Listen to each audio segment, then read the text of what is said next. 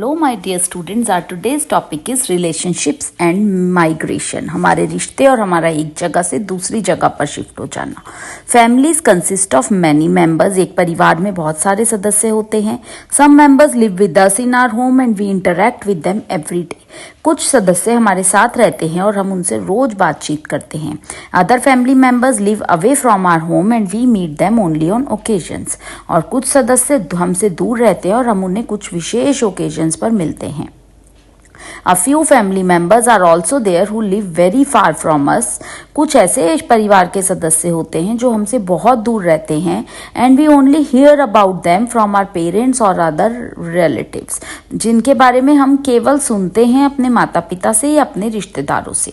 A family tree, एक परिवार का पेड़। A family keeps growing as new members are added to the family by marriage, birth and adoption.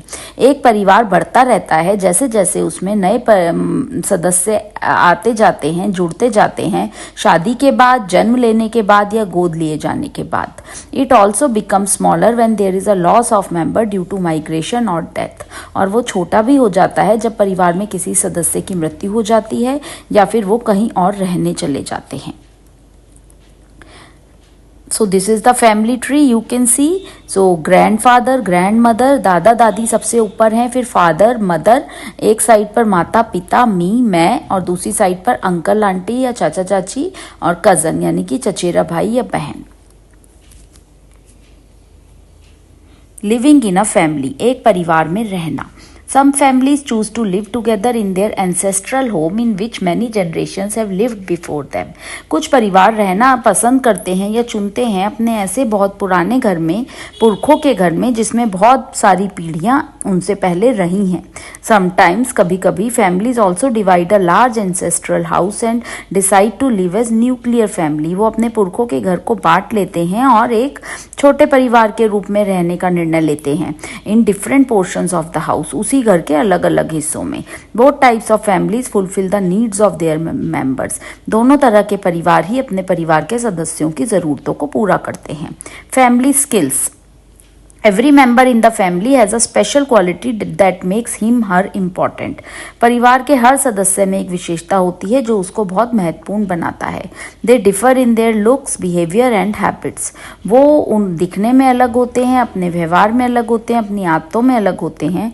We must respect them for what they are and for the skills they have. हमें उनकी respect करनी चाहिए, उनका आदर करना चाहिए, वो जो हैं और उनके अंदर जो विशेषताएं हैं उसके लिए। माइग्रेशन यानी कि एक जगह से दूसरी जगह पर रहने जाना। The movement of people from one place to another is known as migration.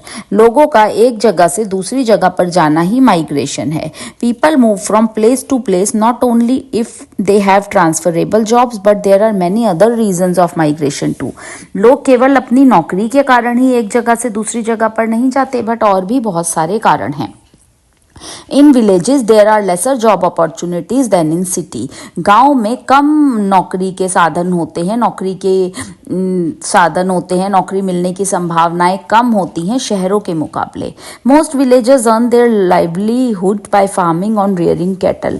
ज्यादातर गांव के लोग या तो खेती करके या भेड़ बकरी चराकर ही अपना गुजारा करते हैं। Many villages move to cities for jobs and better living conditions. ज्यादातर गांव वाले शहरों की तरफ चले जाते हैं अपनी नौकरी के लिए या अच्छे कंडीशन के लिए। Some people even get settled in the cities and do not want to go back to their villages. कुछ लोग तो वहां पर रहने ही लग जाते हैं और अपने गांव में वापस नहीं जाते हैं। There are many such people who have migrated from villages in metro cities like Delhi, Mumbai, Kolkata and Chennai. बहुत सारे ऐसे लोग हैं जो गांव से रहने आ गए हैं मेट्रो सिटी में, जैसे कि दिल्ली, मुंबई, कोलकाता या चेन्नई में। Emigrants, people who move out of their native country to live in another country are called emigrants. जो अपने देश को छोड़कर, अपनी जन्मभूमि को छोड़कर दूसरे देश में रहने के लिए चले जाते हैं, उनको हम एमिग्रेंट्स कहते हैं। इमिग्रेंट्स जो who move to a particular country to live there are called immigrants. और जो जाते हैं move to a particular country, उसी देश में रहने के लिए, उनको हम इमिग्रेंट्स कहते हैं। और refugees, sometimes when there is a war people escape from their own country to look for a safe shelter. जब लड़ाई झगड़ा होता है, युद्ध होता है, तो लोग अपनी जगह छोड़कर कहीं पर एक बहुत ही सेफ जगह पर, सुरक्षित जगह पर ढूंढना जाते हैं, रहने जाते हैं। Sometimes they are force to leave their own country, कभी कभी उन्हें ज़बरदस्ती अपना देश छोड़ना पड़ता है। Such people are called refugees, इन लोगों को हम रेफ्यूजीज कहते हैं। डिमोलिशन यानी कि तोड़फोड़। Slum dwellers are the biggest victim of demolition. जो झुग्गी झोपड़ियों में रहने वाले लोग होते हैं वो इसका सबसे बड़ा कारण होते हैं। The government destroys their illegal dwelling. जो सरकार है वो उनका बहुत ही जो इलीगल तरीके से उन्होंने कब्जा करके रखा होता है, झुग्गी झोपड़ियाँ बसाई होती हैं, उन्हें डिस्ट्रॉय कर देती है या खत्म कर देती है। हाउएवर, जबकि the people who live in slums are used to such demolitions. जो लोग झुग्गी झोपड़ियों में रहते हैं वो इसके उनको बहुत आदत होती है। They are mostly poor people and villagers who have migrated from villages to city. वो बहुत ही गरीब लोग हैं या गांव के लोग हैं जो गांव से आए हैं शहरों में अपने काम के लिए। They get work involving manual labour in the city. उन्हें गाँव में उन्हें शहर में मजदूरी का काम मिल जाता है। And live in their temporary houses at slums, और वो अपनी झुग्गी झोपड़ी में रहने लग जाते हैं। आफ्टर डिमोलिशन यानी कि इस तोड़ फोड़ के बाद they move elsewhere and form new slums. वो कहीं और शिफ्ट होकर नई झुग्गियां बसा लेते हैं। टुडे आज the government is putting in effort, सरकार प्रयास कर रही है to resettle the slum dwellers, उनको फिर से उन्हें बसाने का जो झुग्गी झोपड़ियों में लोग रहते हैं। And provide them healthy living condition, और उन्हें देने का एक स्वस्थ अच्छी जीने का कंडीशन। डिस्प्लेसमेंट यानी विस्थापन।